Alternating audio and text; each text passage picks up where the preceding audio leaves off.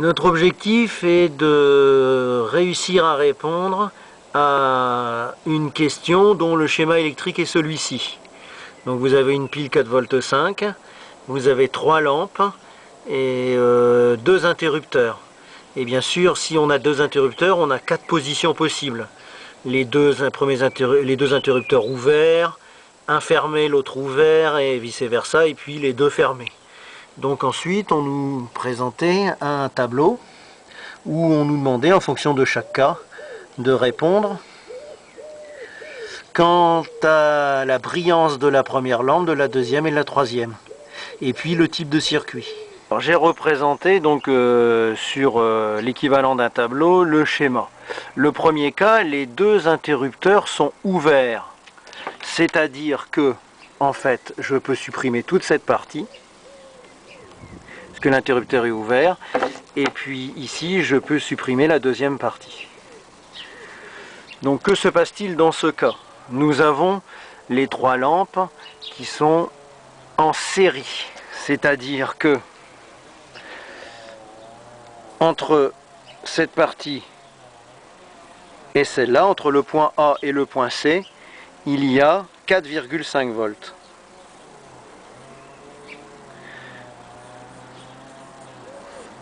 Pour s'en convaincre, il suffit de représenter toute la partie qui est à 4,5 volts sur le circuit, c'est-à-dire celle-ci, et de représenter toute la partie qui est à 0 volts, au potentiel 0 volts, c'est-à-dire ici. Et vous voyez bien donc que mon groupe de 3 lampes en série est soumis à 4,5 volts. Si mes lampes sont identiques, ce qui est une supposition tout à fait raisonnable, ça veut dire que chaque lampe est soumise à 1,5 volts.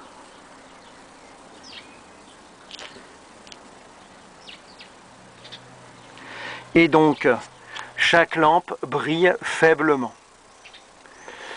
Maintenant, quel type de circuit a-t-on?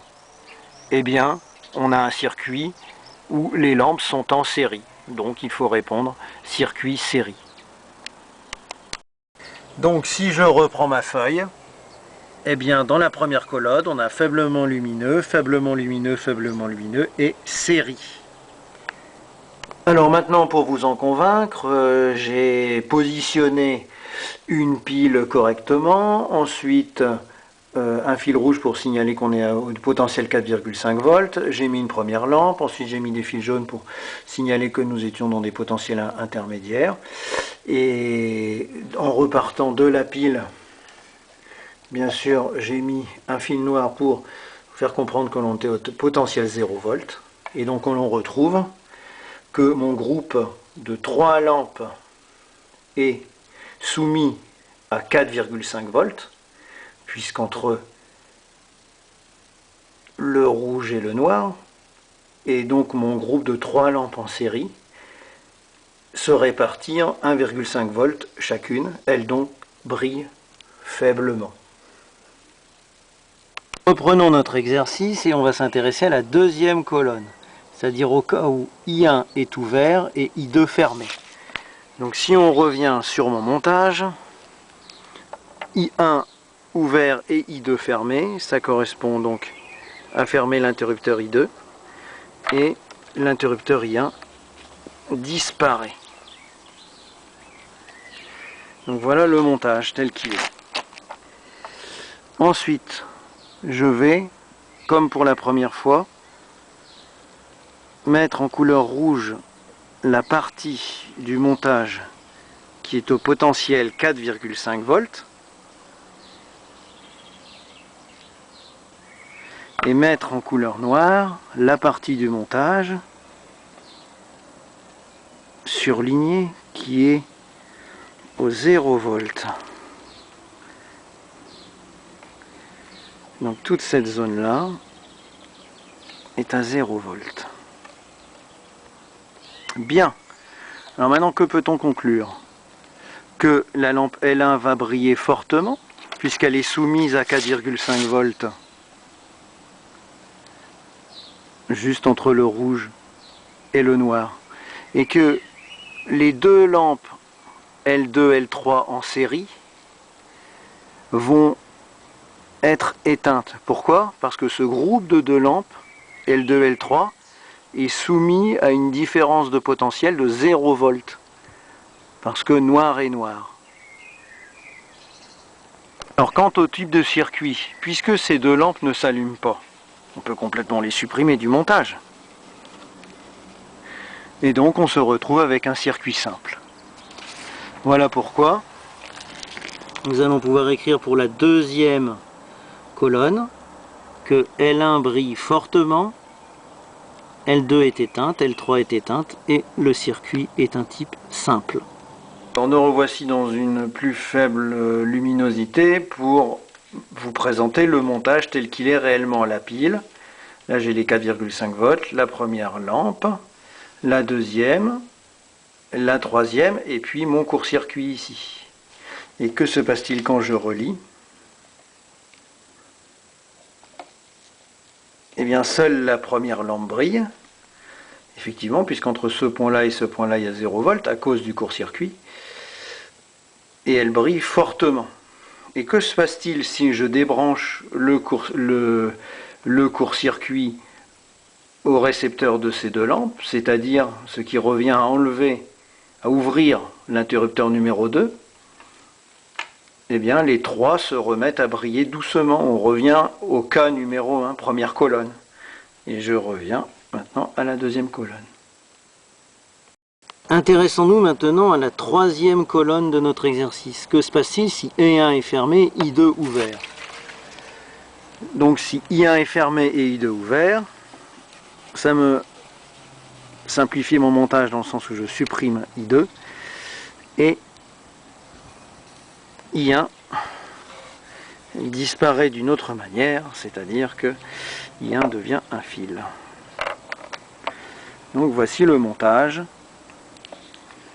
I1 fermé, I2 ouvert. De la même façon, je surligne toute la partie qui est au 4,5 volts de potentiel, c'est-à-dire comme ceci. Tout ceci est à 4,5 volts. Je n'ai pas le droit bien sûr de dépasser une lampe. Voilà. Donc toute cette partie est à 4,5 volts. Et cette partie évidemment est à 0 volts. Alors que retrouve-t-on? Eh bien pour la lampe L3, elle est bien soumise à 4,5 volts entre le rouge et le noir. Elle brillera donc fortement. La lampe, les deux lampes en série L2 L3 sont à leur borne, aux bornes du groupement des deux en série. J'ai 4,5 volts au point A et 4,5 volts en ce point. Les deux lampes forment un groupe en série où la différence de potentiel entre le premier pôle du groupement des deux et le deuxième pôle du groupement des deux est nul. De toute façon, on retrouve évidemment ça puisque on a un court-circuit au récepteur. Donc les deux lampes L1 et L2 ne s'allumeront pas. On a vu que les deux lampes L1 et L2 ne s'allument pas, donc tout simplement le courant passe par le shunt, le fil, et va directement dans la lampe L3. Si les lampes ne s'allument pas, on peut les effacer et on se retrouve donc avec un circuit simple, une pile et une lampe allumée fortement. Nous nous retrouvons pour le montage avec la pile, ici le court-circuit des deux lampes et puis la suite du circuit par le bas. Donc si je relie au plus, que retrouve-t-on? Donc la seule lampe L3 qui brille fortement. Pourquoi? Car le courant suit ce chemin sans passer par les lampes L2 et L3 et ne passe donc que dans la lampe L3.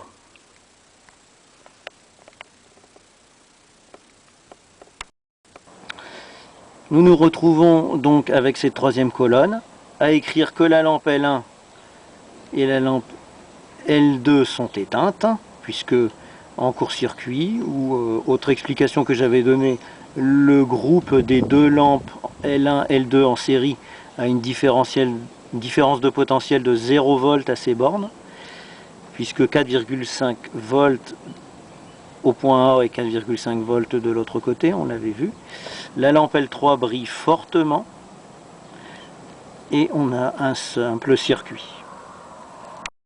Last but not least, dernier mais non des moindres, le quatrième cas, c'est-à-dire celui où je vais avoir interrupteur I2 et interrupteur I1 fermé. Donc si je reviens sur le montage, I1 et I2 fermés, me voici avec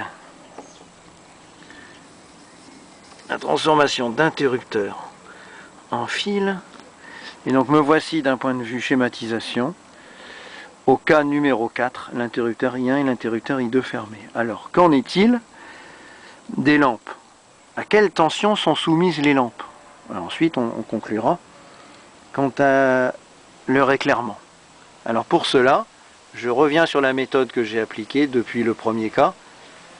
Je vais surligner les fils qui sont potentiels 4,5 volts. Donc je pars de la pile et je m'arrête bien sûr aux lampes. Et tant que je ne rencontre pas entre guillemets d'obstacles, tant que je rencontre un chemin de fil, je continue mon coloriage. Donc là, je m'arrête ici. Donc, bien sûr, si jamais mon coloriage s'était terminé jusqu'à la borne moins, j'aurais eu un court-circuit au générateur. Ce qui n'est pas le cas ici. Donc là, me voilà au potentiel 0 volt. Et je colorie. Voilà. Alors, avec cette technique, la réponse vient simplement. On s'aperçoit que la lampe L1 est soumise à 4,5 volts à ses bornes, puisque d'un côté j'ai du rouge et de l'autre côté j'ai du noir. Que la lampe L2 est soumise à 4,5 volts à ses bornes, et que la lampe L3 est soumise à 4,5 volts à ses bornes. Ces lampes L1, L2 et L3, c'est assez surprenant, certes, brillent fortement. À quel type de circuit ai-je affaire? Là, il faut admettre que c'est un petit peu subtil. Alors, on va regarder cela de près. Ma lampe L1 est branchée ici. Mais on pourrait tout à fait modifier le positionnement et la représenter comme ceci. Voilà. Et là, j'aurai mes 4,5 volts. Ma lampe L2 est représentée comme ceci. Je pourrais simplement la modifier dans le montage et la mettre ici.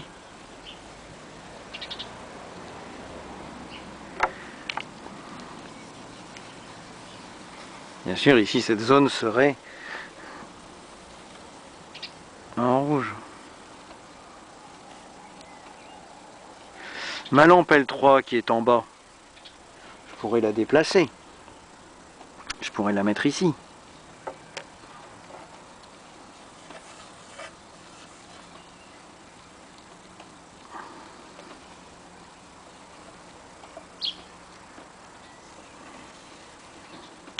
Voilà.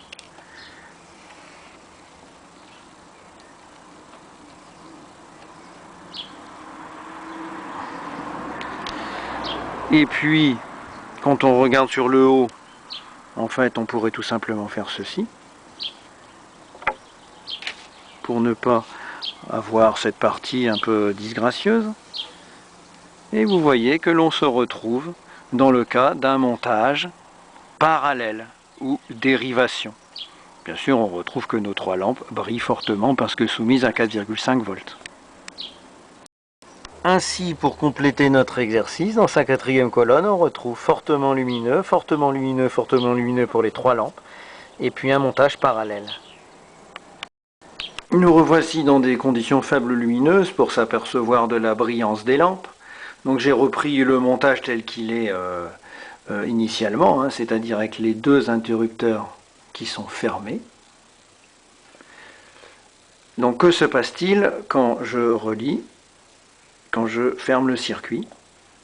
Eh bien on constate que les trois lampes brillent fortement, ce qui est logique, puisque j'ai bien respecté les couleurs, le potentiel 0 volt fil noir, le potentiel 4,5 volts fil rouge. On retrouve que chaque lampe a à ses bornes un fil rouge, un fil noir. Donc chaque lampe est soumise à 4,5 volts. Donc chaque lampe brille fortement. Merci pour votre attention.